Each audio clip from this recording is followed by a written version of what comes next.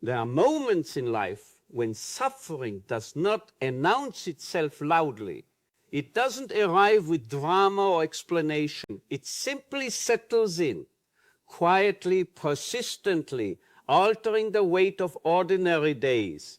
In those moments, we often search for answers that will remove the pain, lessons that will justify it, or strategies that will help us escape it. But before any of that is possible, life asks a more fundamental question, one that cannot be avoided and cannot be outsourced. How will you live inside what you cannot change? This question is not asked cruelly, it is asked honestly, and it is asked of every human being, sooner or later, because struggle is not an interruption to life's meaning. For many, it becomes the place where meaning is either lost or discovered. Most people are taught, implicitly or explicitly, that a meaningful life is one where suffering is minimized, that meaning belongs to achievement, comfort, progress, or happiness as it is commonly defined. When life follows this script, things make sense. Effort is rewarded. Plans move forward. Identity feels stable. But when suffering enters, when plans collapse, when health fails, when relationships fracture, when loss arrives without warning, that script no longer holds. The danger in these moments is not only the pain itself, but the conclusion we may draw from it, that life has somehow become empty, unfair, or pointless. And yet history and human experience suggest something far more complex and demanding. Meaning does not disappear when circumstances become harsh. Instead, it shifts its location. It moves inward. There is a quiet but profound difference between asking, why is this happening to me? And asking, who am I being asked to become through this? The first question looks outward, searching for causes, explanations, or blame. The second looks inward, toward responsibility, character, and response. This shift does not deny pain. It does not pretend suffering is good or desirable. It simply recognizes that while we may not control what happens to us, we are never fully relieved of the responsibility for how we meet it. And that responsibility, heavy as it may feel, is also where dignity lives. Inner strength is often misunderstood. It is not the absence of fear, grief, or exhaustion. It is not relentless optimism or emotional suppression. Inner strength is the capacity to remain oriented toward meaning, even when circumstances are hostile to comfort. It is the discipline of refusing to allow suffering to turn you into someone you do not respect. This kind of strength does not shout. It does not perform. It shows itself in restraint, in patience, in the decision to act according to values rather than impulses. When everything external feels unstable, inner discipline becomes the anchor. Not discipline as punishment, but discipline as devotion to conscience, to responsibility, to the kind of person you choose to be. Suffering tests not only endurance but identity. When life strips away roles, routines, and expectations, it leaves behind a more exposed version of the self. This exposure can feel terrifying. Without the usual markers of success or progress, we may wonder who we are without them. But this stripping away also reveals something essential, that identity is not built solely on outcomes. Character is not proven when life cooperates. It is revealed when it does not. In hardship, the question is no longer whether you can achieve, but whether you can remain faithful to your values without immediate reward. Whether you can act with integrity when recognition is unlikely. Whether you can carry suffering without allowing it to harden you. Meaning in struggle is not found by romanticizing pain or searching for hidden benefits while wounds are still open.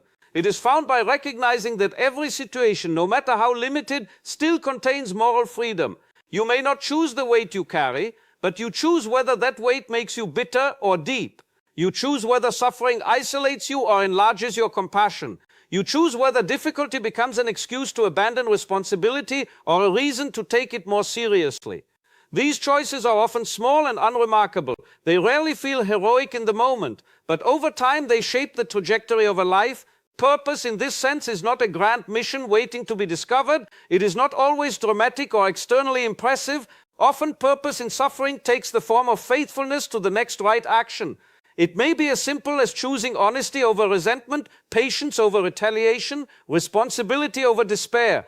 Purpose becomes less about what you accomplish and more about how you endure, less about controlling outcomes and more about protecting meaning. This kind of purpose does not depend on success. It survives loss. It persists even when the future feels uncertain. And because it is rooted internally, it cannot be taken away by circumstances. Pressure has a way of narrowing attention. When under strain, it is easy to focus only on relief, on making the pain stop, on returning life to how it was before. While this is understandable, it can also become a trap. When relief becomes the only goal, meaning is postponed indefinitely. Life becomes something to endure rather than inhabit. But when purpose replaces pressure as the guiding principle, something shifts. The question becomes not how quickly can I escape this, but how can I live truthfully within this? This shift does not remove pain, but it restores agency. It reminds us that even now, even here, our lives are still asking something of us. Quiet strength grows in these moments. Not the kind of strength that dominates or overcomes others, but the kind that governs the self. This strength is expressed in dignity, the refusal to let suffering justify cruelty, self-abandonment, or moral compromise. Dignity is not pride. It is alignment between inner values and outward behavior. It is choosing to stand upright internally, even when circumstances push you downward. This dignity is deeply human, and it often becomes visible only in retrospect. Others may not notice it immediately, but it forms the backbone of resilience. Resilience, too, is often misunderstood. It is not simply bouncing back or returning to a previous state. In many cases, there is no returning. Loss changes us. Trauma reshapes perception. Hardship leaves marks. True resilience is not about erasing these changes, but integrating them without being defined by them. It is the capacity to carry suffering forward without allowing it to dictate the meaning of your life. This integration requires patience, it requires self-compassion, and it requires the willingness to face pain honestly rather than rushing past it. Meaningful growth rarely feels like growth while it is happening. In struggle, progress is often internal and invisible. There may be no external validation, no clear milestones, no applause. This can make the work feel futile, but the absence of recognition does not diminish the value of the work. In fact, it often purifies it. When growth is no longer motivated by reward, it becomes more deeply rooted. Discipline practiced without applause becomes character. Responsibility embraced without certainty becomes maturity. These inner developments may not change circumstances immediately, but they change the person living within them, and that change matters. Leadership, in its most essential form, begins here.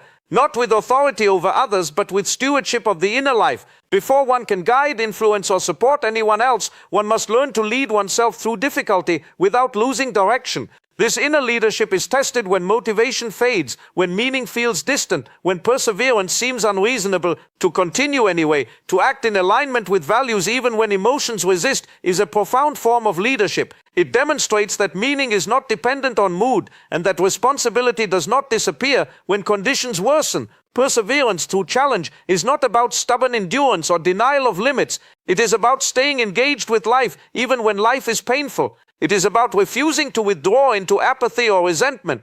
Perseverance says, I am still here. I am still responsible. I will still choose how I respond. This stance is not always dramatic. Often it looks like getting through the day with honesty, like showing up imperfectly, like choosing not to give up on oneself even when hope feels fragile.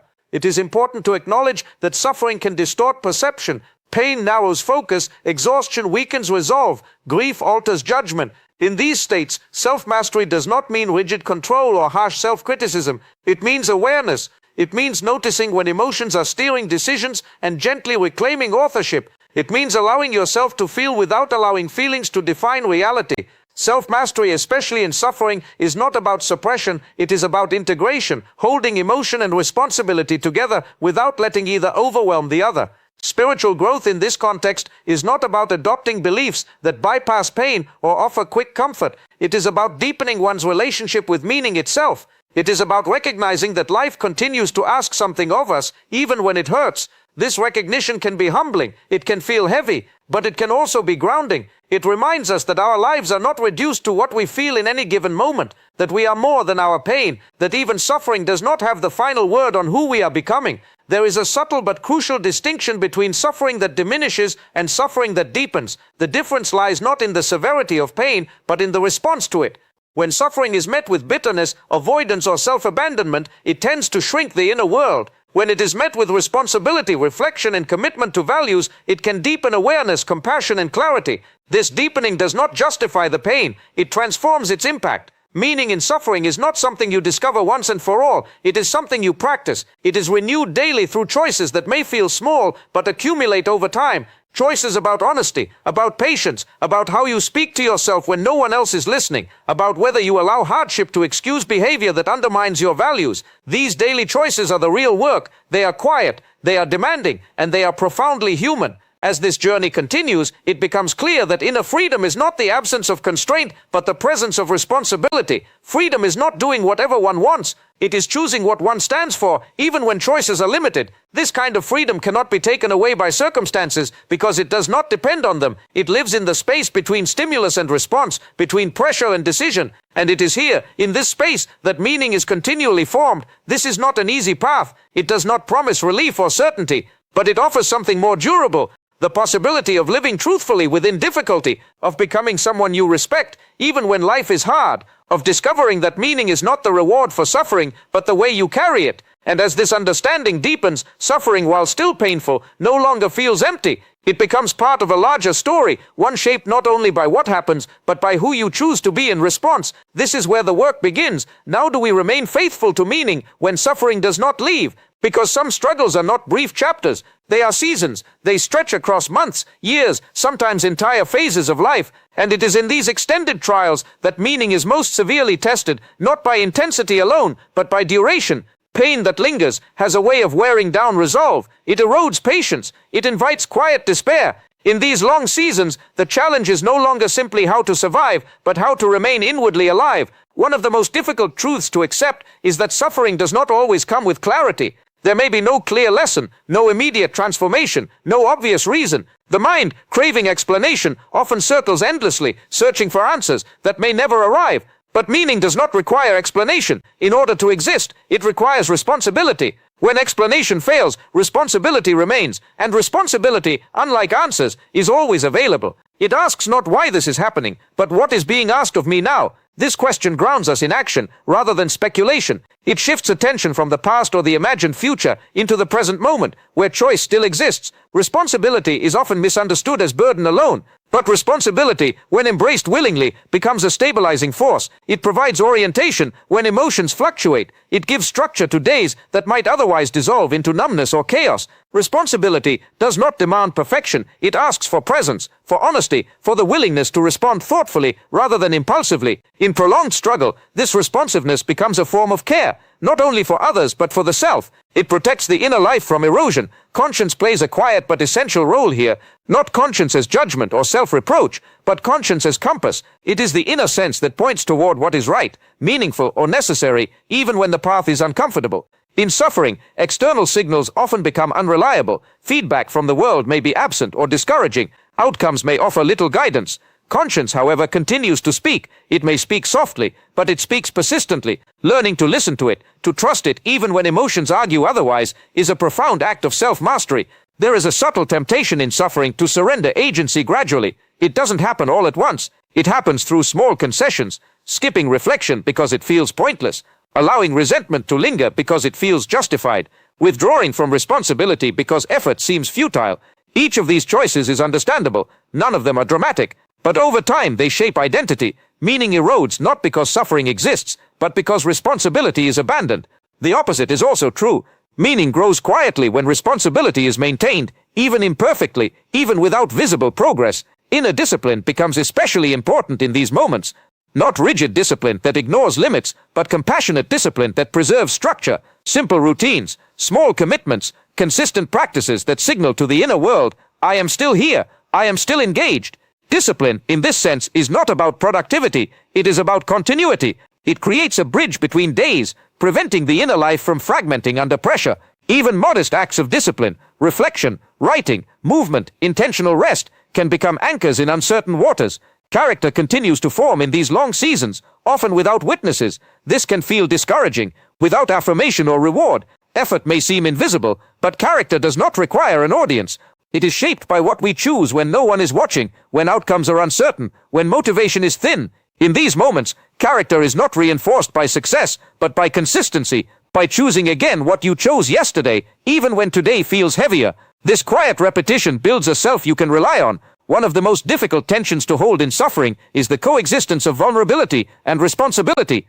Responsibility insists on agency despite pain. When vulnerability exists without responsibility, it can slide into helplessness. When responsibility exists without vulnerability, it can harden into denial. Meaning lives in the space where both are held together, where pain is named without becoming identity, where responsibility is claimed without self-condemnation. This balance is not easy. It requires patience with oneself and respect for one's limits. Time itself changes the nature of struggle. Early suffering is often acute, sharp, overwhelming. Later suffering may become duller, more chronic, more exhausting. The danger here is not intensity, but monotony. When hardship becomes familiar, it can drain hope through repetition. Each day feels similar. Progress feels stalled. In these moments, meaning is sustained not by dramatic insight, but by endurance. By continuing to choose alignment with values even when nothing seems to change. This endurance is not passive. It is an active refusal to let the inner life collapse into resignation. Purpose during prolonged struggle often narrows.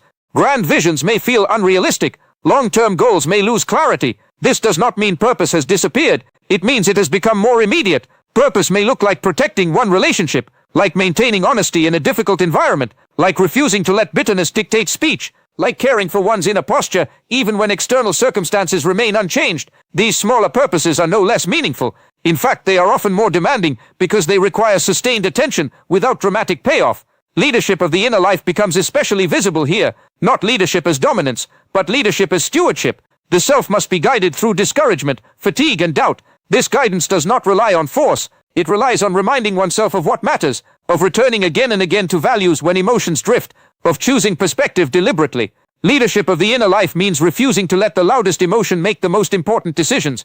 It means listening without obeying blindly. It means guiding oneself gently but firmly toward meaning. Perseverance is often praised, but rarely understood. Perseverance is not stubbornness. It is not ignoring pain or denying reality. Perseverance is the willingness to remain engaged with life without guarantees. It is choosing to continue acting responsibly, even when hope feels fragile. This kind of perseverance does not always feel noble. Often it feels tedious, repetitive, quiet, but it is precisely this steadiness that protects meaning over time. Perseverance keeps the inner life intact long enough for understanding, growth, or transformation to emerge later. Meaning also evolves through suffering. What once mattered may matter less. What once seemed insignificant may become central. Priorities shift. Sensitivities deepen. Compassion expands. This evolution is not always comfortable. It can involve grief for former versions of oneself, for lost ambitions, for identities that no longer fit. But this grief too can be integrated meaningfully. Letting go does not mean failure. It often means maturation. Meaning grows, not by clinging to outdated definitions of success, but by allowing values to refine. There is also an ethical dimension to suffering that is often overlooked. How we suffer affects others. Our response to hardship shapes the emotional climate around us. It influences relationships, workplaces, families, communities. Suffering does not excuse harm, but neither does it demand isolation. Taking responsibility for one's response includes acknowledging the impact of one's pain on others. This awareness can deepen meaning by connecting personal endurance to collective well-being. Responsibility extends beyond the self, even in hardship. Spiritual growth in prolonged struggle often feels less like ascent and more like grounding, less like inspiration and more like humility. It strips away illusions of control. It reveals dependence, limitation, finitude. While this can feel destabilizing, it can also be clarifying. It reminds us that meaning does not require invincibility. It requires honesty. It requires relationship to values, to others, to life itself. Growth here is subtle. It shows up as increased patience, greater compassion, deeper realism. These qualities may not feel like achievements, but they enrich the inner landscape. One of the quiet gifts of sustained suffering when met responsibly is clarity about what truly matters. Distractions lose their appeal. Trivial concerns fall away. Attention sharpens around essentials. This clarity is not given lightly. It is earned through endurance. And while it does not erase pain, it gives pain context. It places suffering within a broader framework of meaning, rather than allowing it to dominate the entire narrative. Inner freedom continues to assert itself here, not as escape, but as stance. Freedom becomes the ability to choose one's attitude deliberately, to orient oneself toward meaning, even when emotions resist. This freedom is subtle. It does not remove suffering, it coexists with it, and yet it preserves dignity. It ensures that while circumstances may wound, they do not wholly define. As this phase deepens, it becomes clear that meaning is not something one arrives at, but something one sustains. It requires ongoing attention, ongoing responsibility, ongoing courage. There will be days when resolve feels thin, when doubt returns, When exhaustion clouds perspective, these days do not negate progress, they are part of the process. Meaning is not fragile. It does not disappear because of weakness. It is sustained by the willingness to return, again and again, to what matters. This return is the heart of inner growth, not a single decision, but a pattern, a rhythm of recommitment. Each return strengthens the capacity to live meaningfully. Each return affirms that even now, even in difficulty, life still asks something of us, and that we are still capable of responding. And so the journey continues, not toward certainty, but toward integrity, not toward comfort, but toward depth, not toward control, but toward responsibility. Meaning is not waiting at the end of suffering. It is being formed within it, choice by choice, day by day.